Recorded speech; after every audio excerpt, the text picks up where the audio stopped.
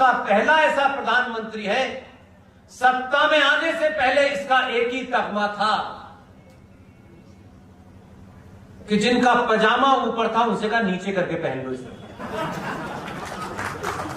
और ये जो गोल्ड टोपी तुम दुनिया को पहना रहे हो, मैं तुम्हें पहना दूंगा, मुझे मत पहनाना। उसका यही तगमा था, दुनिया उसे इसी से जानती थी। ये विकास वीर सिंह नाम के आदमी से नहीं जानती थी। इसलिए जिस भारत के अंदर प्रधानमंत्री मंदिर नहीं जाता था क्योंकि सेकुलरिज्म का भूत सवार था, आपके बदलने से भारत का प्रधानमंत्री अयोध्या में मंदिर की नींव भी रखता है और भगवान राम के सामने लमलेट लेता नजर आता है, राष्ट्र को प्रणाम करता है और कहता है कि मैं भारत का प्रधानमंत्री हूं, संविधान से देश चलाऊंगा, ये मेरी आस्थाओं का मामला है, इस पर कंप्रोमाइज नहीं करूंगा। इसके चौंकाने वाली बात यह हो सकती है, लोग कहें ये कैसे हो सकता है, ये पहले भी होता था, आज भी हो रहा है, अब होना शुरू हुआ है। इसलिए लोगों को लगता है कि ये सिलसिला कितना लंबा चलने वाला है, इसलिए वो परेशान है और बराबर आपको जगाए रखता है। उत्तराखंड के वासियों, कम से कम आपको तो ज्यादा धन्यवाद देना चाहिए।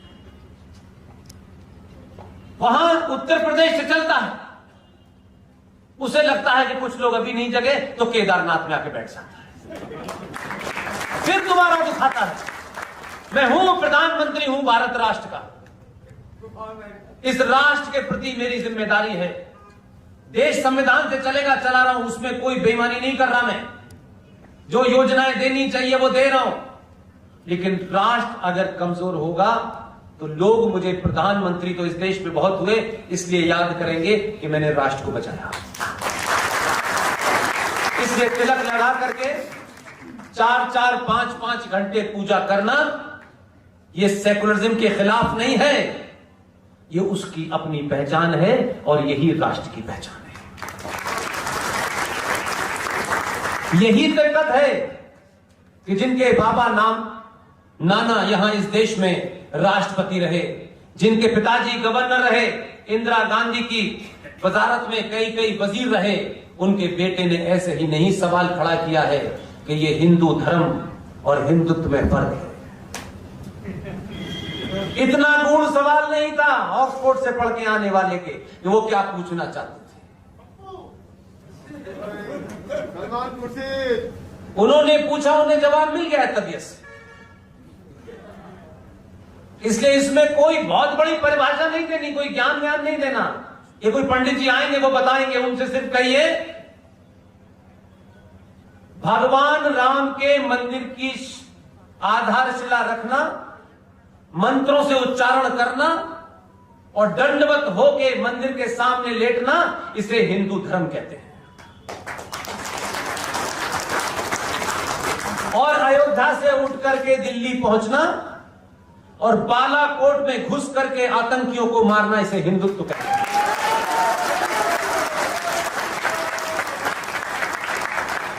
सलमान खुशी से पलट के सवाल पूछिए, हमको हिंदू धर्म की परिभाषा न बताएं। आजकल बहुत सारे लोग बता रहे हैं हिंदू धर्म के बारे में।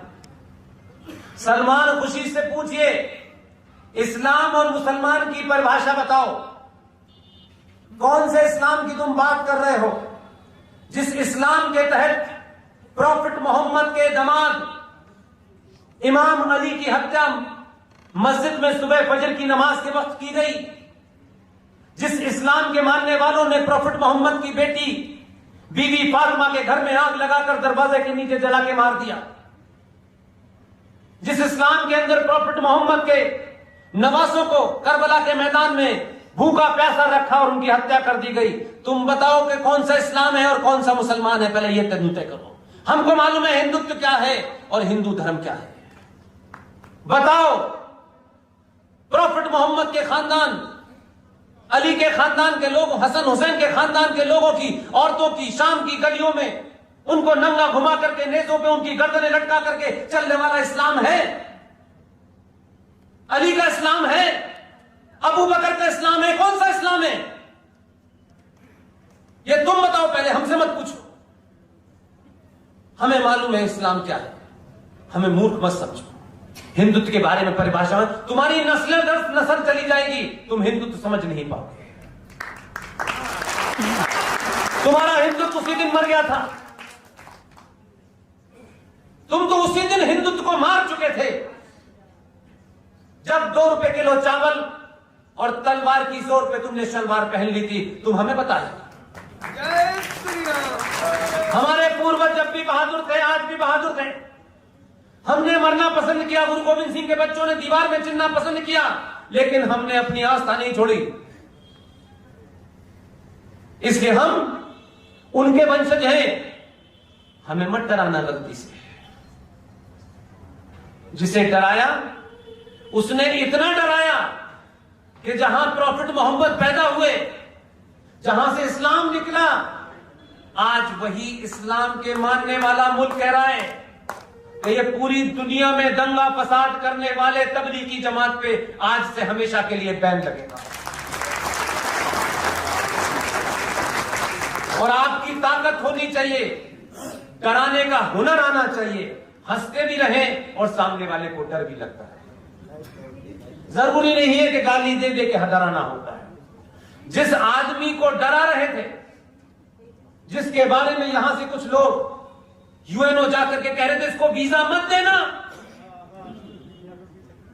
आज उस आदमी ने अपने काम से, इसलिए मैंने कहा कल की घटना है, इंडिया इस्लामिक कल्चर सेंटर के ऊपर भी FCRA का सर्टिफिकेट रद्द कर दिया गया।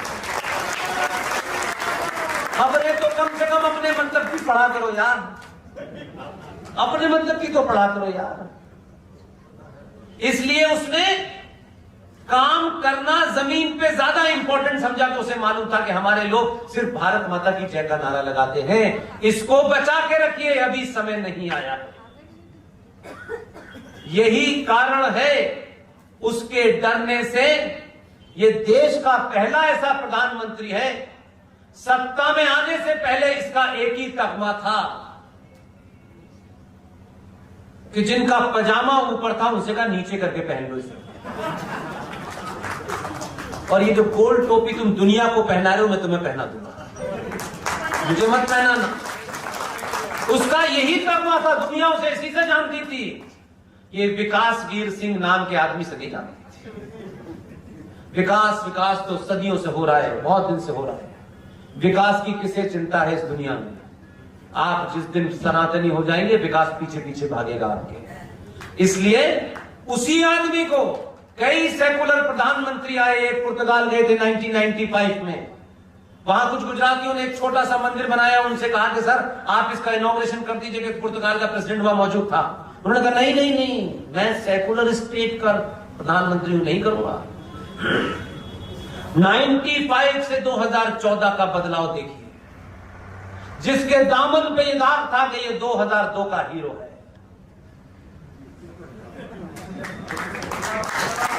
उसने कुछ नहीं कहा, उसने अपनी पहचान पे शर्म नहीं की और आपको ये बाध्य कर दिया कि ये बार बार होता रहना चाहिए।